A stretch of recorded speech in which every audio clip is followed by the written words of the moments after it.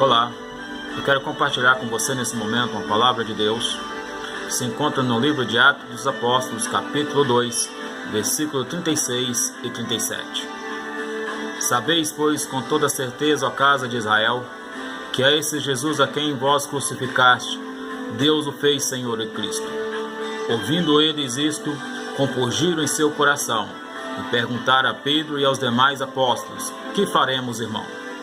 O versículo 38 ainda vem dizendo: Pedro disse: arrependei-vos e cada um de vós sejais batizado em nome do Espírito, em nome de Jesus, para a remissão dos vossos pecados, e recebereis o dom do Espírito Santo.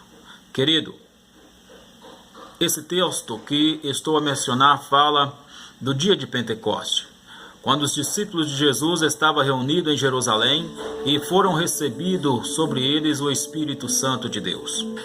Pedro começa a pregar em Jerusalém, aonde tinha pessoas de diversas nacionalidades em Jerusalém para a festa de Pentecoste.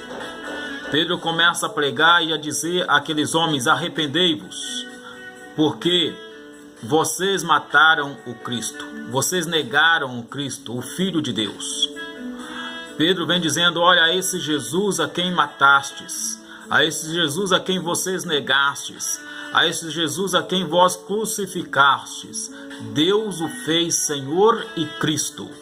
Aqueles homens reconhecem ali então o seu pecado, reconhecem ali então a sua miséria, a sua desobediência a Deus, reconhecem a sua indignidade diante de tamanho amor de Deus demonstrado por eles, que foi enviando o seu Filho ao mundo, e eles o haviam crucificado. As autoridades de Jerusalém, os sacerdotes o negaram e crucificaram a Cristo. Agora Pedro, cheio do Espírito Santo, começa a pregar, a dizer a eles que Deus o fez Senhor e Cristo e que eles eram testemunha de tudo quanto Jesus o havia feito. Aqueles homens reconhecendo o seu pecado, reconhecendo a sua insignificância, reconhecendo a sua miséria em que estava vivendo sem Deus. Aqueles homens então fazem uma pergunta interessante a Pedro e aos demais apóstolos no versículo 37, dizendo o seguinte: que faremos, irmãos? O que você deve fazer diante do sacrifício de Jesus? Se você ainda não recebeu Jesus como o Senhor e Salvador da sua vida, o que você deve fazer? Se você ainda não aceitou os sacrifícios de Jesus na cruz do Calvário por você, o que você ainda deve fazer? Pedro vem dizendo: arrependei-vos. Arrependei-vos e cada um sejais batizado em nome de Jesus Cristo.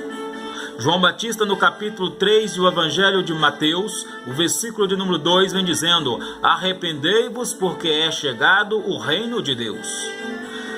Então a mensagem do arrependimento: você precisa se arrepender.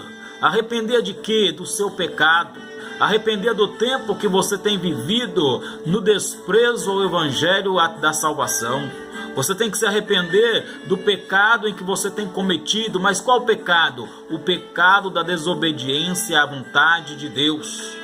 O pecado que tem colocado você como cego diante das verdades da palavra de Deus.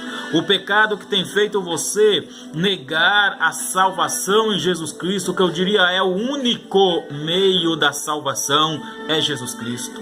Todo mundo está condenado e o único meio de escapar dessa condenação é Jesus Cristo.